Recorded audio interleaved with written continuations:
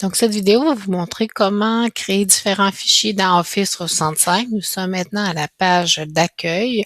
J'ai entré mon code et mon mot de passe et je clique sur le bouton Se connecter. Nous arrivons maintenant à la page d'accueil où est-ce qu'on vous dit que vous pouvez télécharger le logiciel directement sur votre ordinateur ou vous pouvez utiliser aussi seulement la version web. Donc, je vais utiliser la version web en cliquant ici. Et vous allez avoir accès aux différentes options. Je vais aller dans OneDrive. OneDrive, en réalité, c'est le dossier d'accueil principal où est-ce qu'on voit l'ensemble des fichiers. Je peux créer des dossiers, je peux créer des fichiers.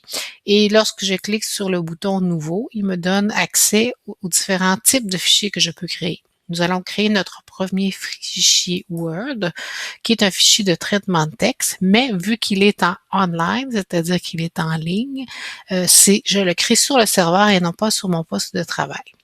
Donc, je peux lui donner un titre en cliquant sur Document, donc Essai de partage. Ensuite, je reviens ici dans ma page où est-ce que je peux taper du texte, tout simplement comme n'importe quel traitement de texte. Et on voit ici qu'on a des différents menus qu'on peut accéder qui ressemblent beaucoup à des menus qu'on retrouverait dans Word. Par contre, il y a moins d'options puisqu'on est dans la version en ligne. Les versions en ligne sont toujours un peu plus légères que les versions locales. Lorsque j'ai terminé de taper mon texte, si je veux le partager avec quelqu'un, je clique sur le bouton « Partager ». Et je peux inviter des gens.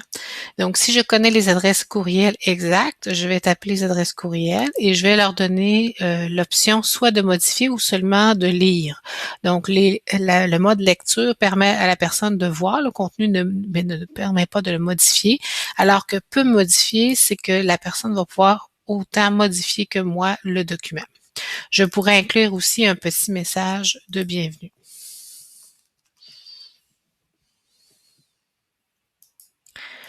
Voilà.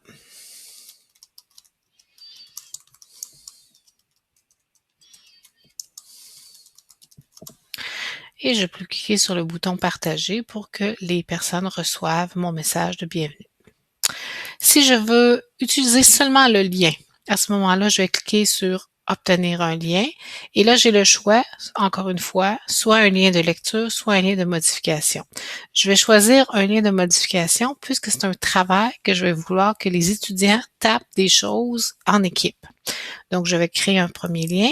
Je vais faire un CTRL-C pour copier l'adresse que je vais conserver et je vais cliquer sur Fermer. Ensuite, je reviens à mon cours et je vais faire un ajout dans Moodle d'une adresse URL